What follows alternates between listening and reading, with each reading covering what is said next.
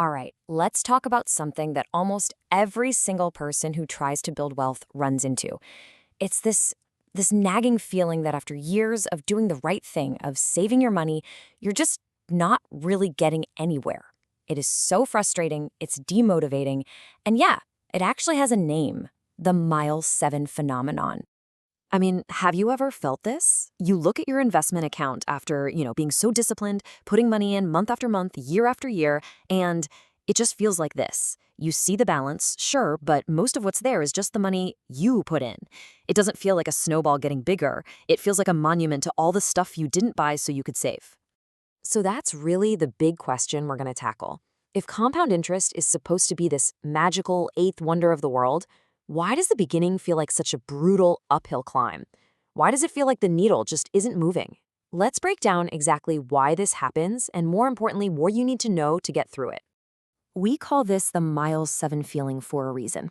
Think about running a marathon. At mile 1, you're fresh. At mile 20, you can taste the finish line. But mile 7, you've run just far enough to be really tired, but the end is absolutely nowhere in sight. You're exhausted, and that little voice in your head starts whispering, "Why are you even doing this? Just quit." That is the psychological wall of investing.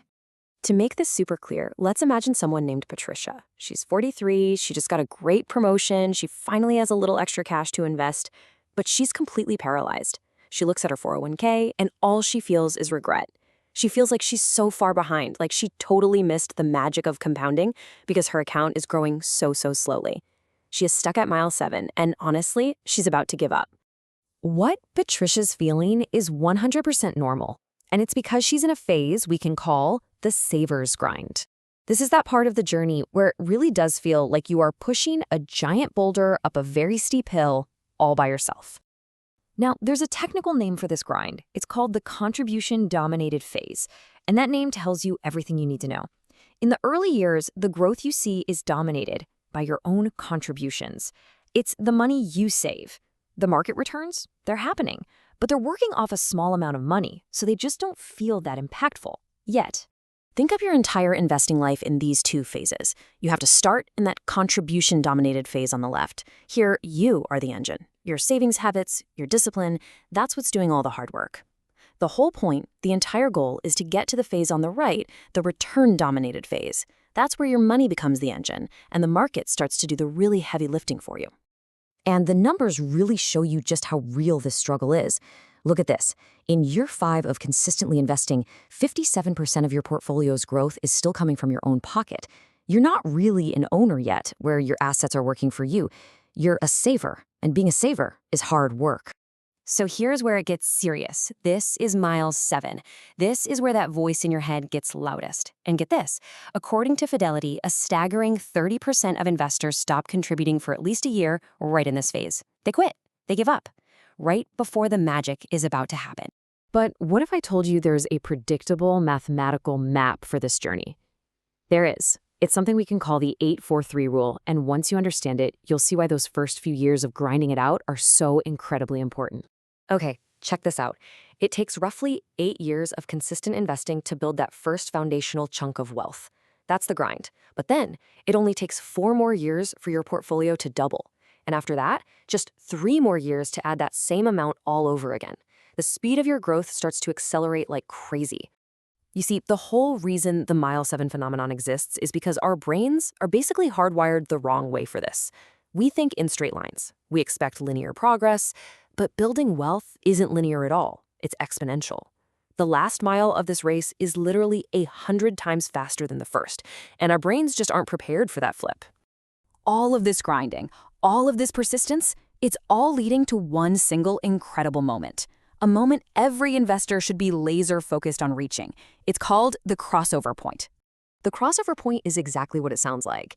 It is that specific moment in time when the money your investments earn in a single year becomes larger than the amount of new money you put in that year. This is the turning point. This is when the game completely changes. This is when you finally stop feeling like a saver and start feeling like an owner. And this is the payoff. Remember that chart from year 5 where you were doing most of the work? Well, by year 15, look how the tables have turned. A whopping 80% of your growth is now coming from market returns. Your contributions are just 20% of the equation. You made it. You're in the return-dominated phase. Let me put that another way. At this point, for every $1 you save, your money is generating $5 of growth all on its own. The boulder isn't just rolling downhill anymore, it's an avalanche. Your only job now is to just get out of the way and let it grow. Okay, so you get the math, you understand the psychology. So what do you actually do? How do you survive mile 7 when you're right in the middle of it and you feel like quitting? Here is your blueprint. I want you to do 3 things. First, do a rough calculation. Figure out your own personal crossover point. There are calculators online for this. Find the year when your investments are projected to start working harder than you. Step 2, and this is important, mark that date on your calendar. Make it real. And third, whenever you feel that mile 7 frustration, you look at that date and you trust the process. Because here's the most important thing to remember. That saver's grind, that frustrating, soul-crushing mile 7 feeling, it is not a sign that something is wrong. It's not a bug. It is the fundamental architecture of how wealth is actually built. It's the price of admission to the club.